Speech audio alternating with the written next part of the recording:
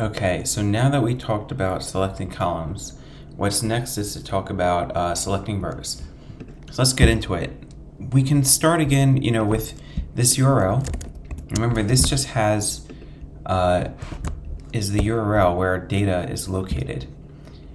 Now we can copy this URL, put it in a string, assign it to this variable, and then let's create our data frame again. So the way that we do that is, I'll put this at the top, import pandas as PD. Remember, this is our pandas library that we're then going to reference as the variable, essentially PD. And now we'll do pd.readcsv URL. And remember, we'll set the index column as 0. That way, this column right here will be our index. And then we'll assign it to a data frame, df, and hopefully that worked. Now, I guess that brings us to our topic. So to see if that worked, to see a few rows, one way we can do this, and the way that I most often do it, is essentially through this slice method. So if you're familiar with Python, you know that you can say, all right, start at this index, and then keep going until, or stop right before, index number 5. And this will give me the first 5 rows, 0 through 4. And for short, I oftentimes just remove that beginning index, and Pandas still knows what I'm talking about.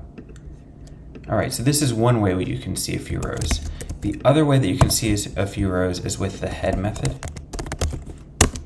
And this just by default shows you the first 5 rows. This does take an argument, so if you want to see, like, say, the first 10 rows, you can just pass through the number 10, and that will show you the first 10 rows, and vice versa. You can also do it smaller. Finally, if you want to maybe see the bottom of your data set, like let's say we're curious, hey, are all of these records about Houston? You can look at df.tail. So now this will show you maybe the last few rows of your data set. And again, by default, it's 5. So it's the last 5 rows, but you can also change it. Okay, let's go back to our data frame. This is our data frame. And now, oftentimes what we really want to do is find rows that kind of meet a specific qualification. For example, let's say we only want to find those entries where the amount paid on building claim is greater than 0, right? Or let's say amount paid on contents claim is greater than 0. Let's do this. So how do we do that? I'm going to go through it, and then we can break it down. So we'll do data frame, start with our data frame, and then we'll put in a square brackets, and we'll do df, select this column, and like I said, I'll break this down, equals, or let's say is greater than 0. And that should remove these first few records, but show me maybe this 5th row at index 4, and so on. So you see that? So it's only showing me now the rows where the amount paid on contents claim is greater than 0. All right, so why is it written like this? Let's explain.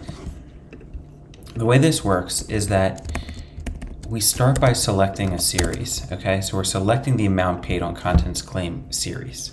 And then we ask the question, is this value for each row, is this value greater than 0? This returns to me a set of true or false values. So just to show this side by side, you can see these first few values are all 0.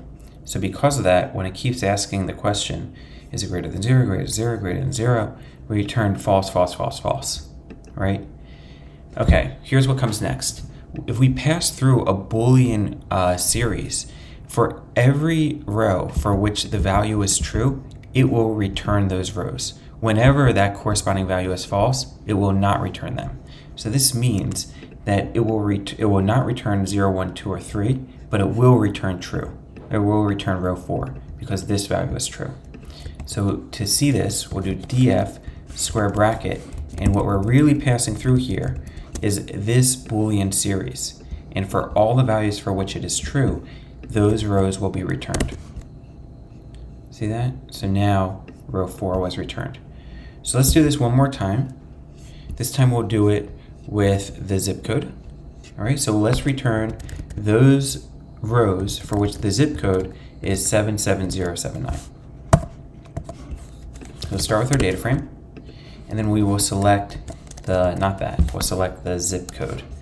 If I want to see the list of columns, let's see that, dot columns, and now I'm looking for zip code. Where is it? Reported city, date of loss. If you see it, just tell me. Oh, there it is, reported zip code. All right, so now I pass through the string of reported zip code. Okay, now what do we want to return? We want to return all those rows that have a zip code of, let's say, 77079.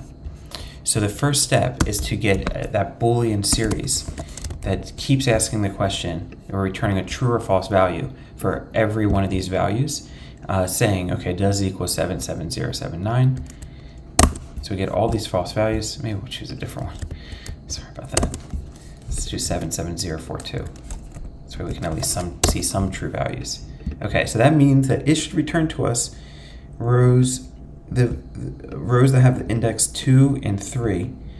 And to do that, we'll then pass this Boolean series into the data frame, okay? So this is really this Boolean series, a set of false and true values. And for every row that this is true, it will return that row. So you see that? It returned. See, it's false, false, true, true. So that means rows 2 and 3 should be returned, and that's what was returned.